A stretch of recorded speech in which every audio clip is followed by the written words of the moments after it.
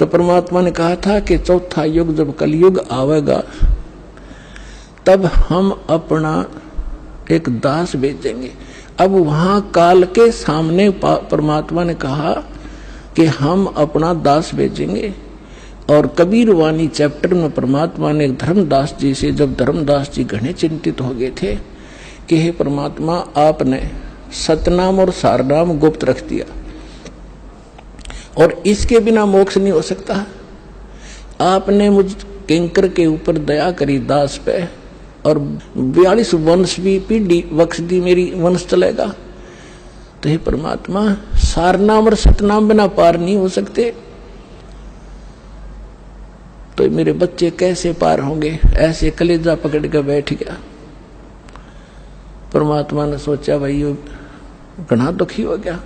तो परमेश्वर ने कहा कि सुन ले, काल ने क्या कहा था, 12 पंथ करूं मैं साजा, नाम तुम्हारा ले करूं आवाजा।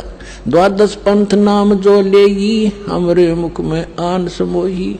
जाओ जोग जीत संसारा, जीवन माने कहा तुम्हारा। जीव तुम्हारा कहा न माने, हमारी ओढ़ हो बाद बखाने।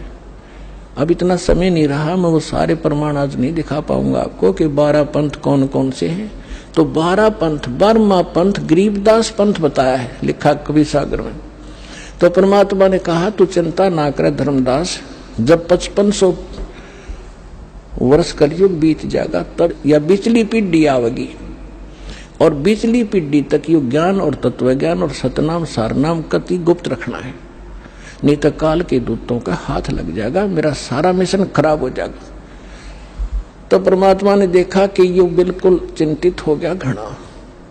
तब परमेश्वर ने कहा धर्मदास, जब साची बताऊं तेरे ते, तब धर्मदास ने कहा कि भगवान आज कितना अच्छा समय है, कलयुग स्टार्ट है सन 1398 में और 1512 तक है, और आज भी लोग ना मानते, और आप कह रहे हो आगे तो भयंकर कलयुग पैदा कर देगा, काल ऐसा जुल्म कर देगा, हाहाकार मच जाएगी, इंसान कृतघ्नी हो जाएंगे। तो उस समय कैसे पार होंगे? आज तो आप भी विद्वान हैं और फिर भी ना मान रहे ये लोग।